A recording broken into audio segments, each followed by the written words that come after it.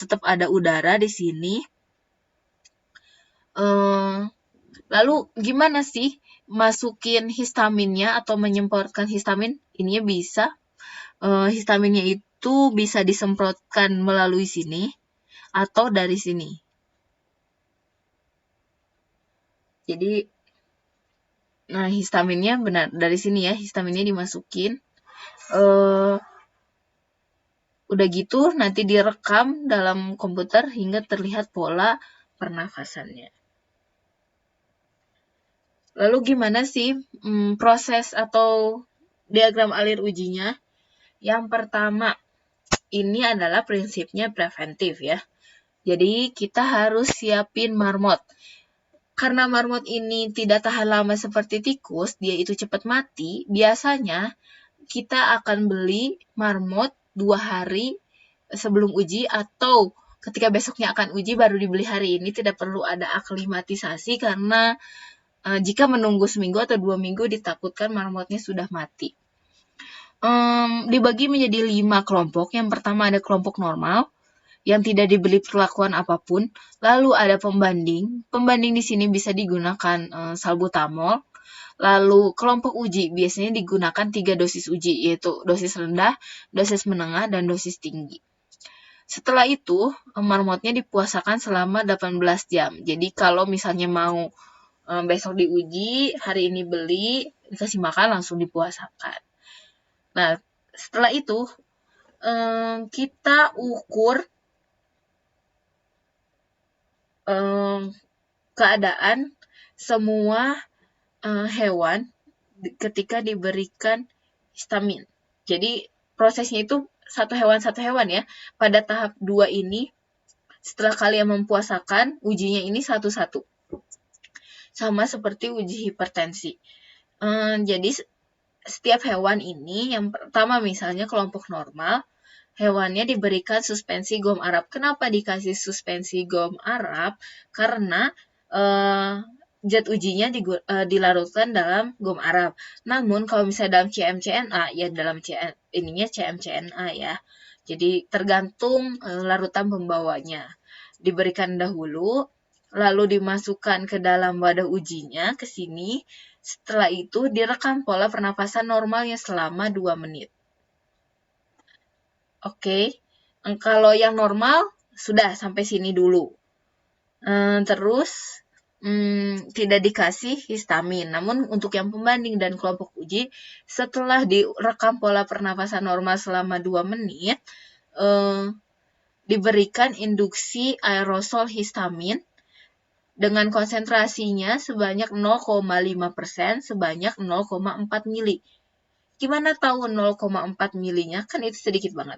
Kalian ambil dalam spuit injeksi, masukin ke dalam botol spray, ini botol spray, lalu disemprotkan ke sini sampai habis. Jadi setiap mau itu siapin 0,4, masukin, semprotkan sampai habis. Biar dosisnya tepat.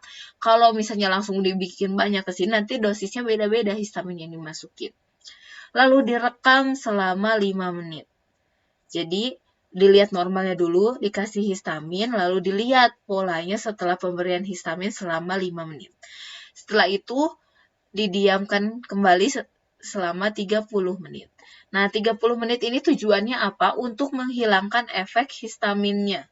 Jadi memastikan hewan tersebut kembali dalam keadaan normal. Nah, kalau saya ketika menunggu 30 menit ini saya akan mengukur kembali yang normal untuk melihat apakah dengan waktu pengukuran ini terjadi perubahan pola pernafasan atau tidak. Takutnya terjadi pola pernafasan yang berbeda dibandingkan normal akibat metode kita gitu, bukan dari histaminnya. Makanya perlu ada kelompok normal dalam setiap uji apapun. Nah, setelah didiamkan selama 30 menit, tadi kan sudah 2 pola ya, pola normal, lalu pola pernafasan setelah dikasih histamin, ditunggu 30 menit, hewannya dimasukin lagi ke dalam, hewannya dikeluarkan dahulu untuk diberikan sediaan uji ataupun pembanding. Kalau yang normal dikasih gom Arab. Setelah itu dimasukkan ke dalam wadah uji. Udah gitu direkam kembali selama 2 menit ya. Jadi kalau tadi direkam 2 menit dengan ininya gom Arab, kalau yang ini di tahap 3 2 menit tapi sudah dikasih obat. Nah, udah seperti itu sama dikasih lagi histamin.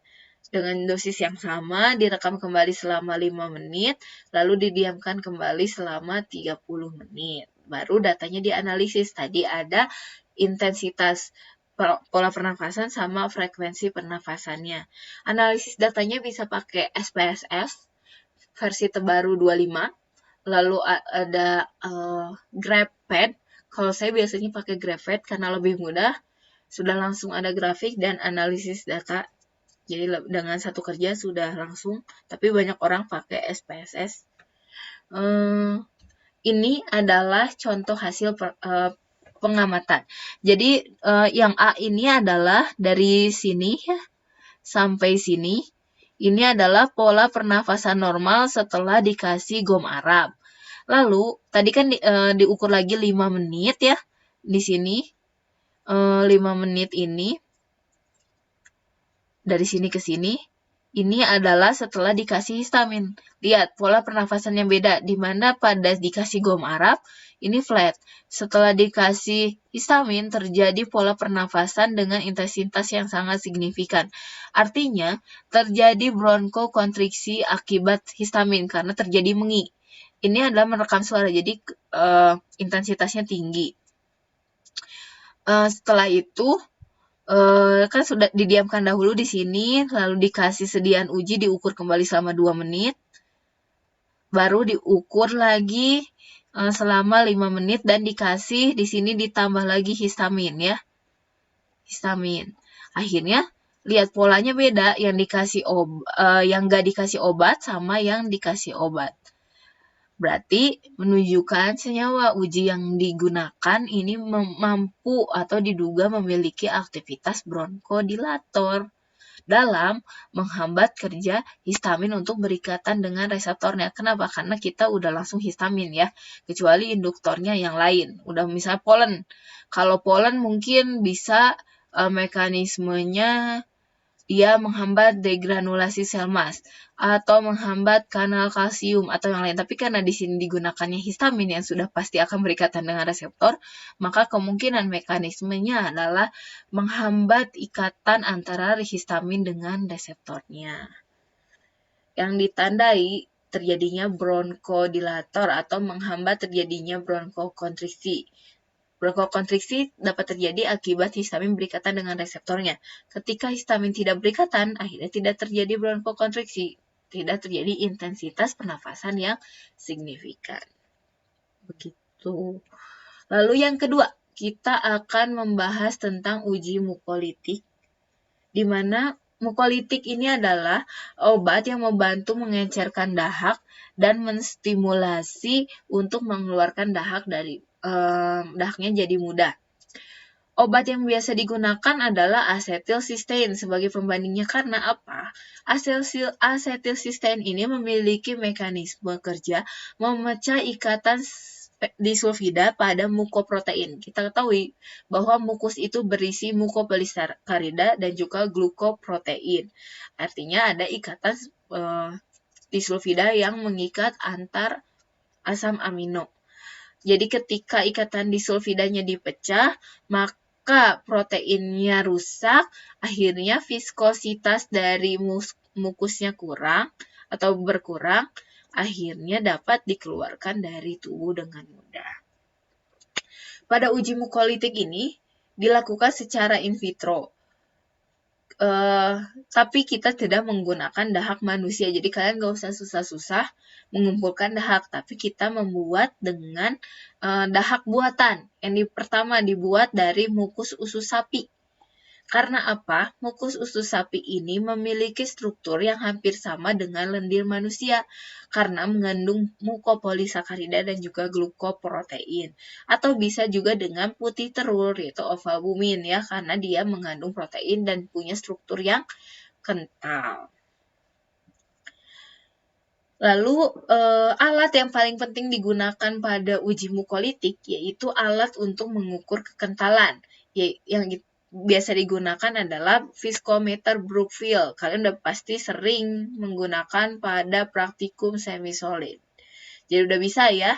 Nah, pada hal yang penting pada penggunaan viskometer Brookfield ini, jika kalian menggunakan satu spindle, harus menggunakan spindle apa itu terus pada semua perlakuan. Jadi, jangan beda-beda karena akan menghasilkan hasil yang beda-beda.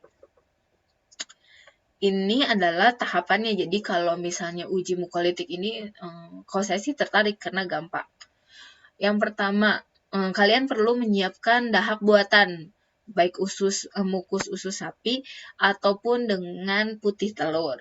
Nah, setelah disiapkan mukus usus sapi yang memiliki viskositas sangat kental, ditambahkanlah air suling. Itu kenapa air suling? Karena obat-obatnya ini atau zat ujinya dilarutkan dalam aquades. Pembandingnya acetylcysteine 0,2%. Lalu kelompok ujinya bisa 0,5%, 1%, dan 2%. Ini adalah hanya gambaran ya, jadi nggak terpatok sama ini. Hanya mulai dari dosis rendah, menengah, dan tinggi. Lalu setelah menambahkan obat uji terhadap dahak buatan, maka diinkubasi pada suhu 37 derajat Celcius selama 30 menit. Kenapa harus 37 derajat Celcius? Karena proses pemecahan dahak itu terjadi di dalam tubuh kita memiliki suhu 37 derajat Celcius. 30 menit ini sebagai waktu yang dianggap optimum untuk pemecahan dahak. Nah, setelah itu diukurlah viskositasnya. Nah, diukurnya nggak sekali, tapi berkali-kali. Misalnya, 30 menit, setelah itu 30, 35, sampai 60, atau sampai dahaknya sudah tidak, atau viskositasnya stabil, tidak turun lagi ya. Lalu dilakukan analisis data, yaitu berdasarkan data kekentalan dari viskositas. Yang ketiga adalah uji eosinofil. Nah, kalau ini adalah salah satu uji dengan mendeteksi mekanisme kerja. Pada uji eosinofil ini, kenapa bisa dijadikan salah satu parameter untuk uji asma? Karena penyakit asma ini dapat timbul akibat gangguan saraf otonom dan sistem imun. Dan eosinofil ini berhubungan dengan sistem imun. Karena ditandai adanya reaksi hipersensitivitas tipe 1, yaitu tubuh mengadakan reaksi imun yang berlebih terhadap antigen yang masuk ke dalam tubuh.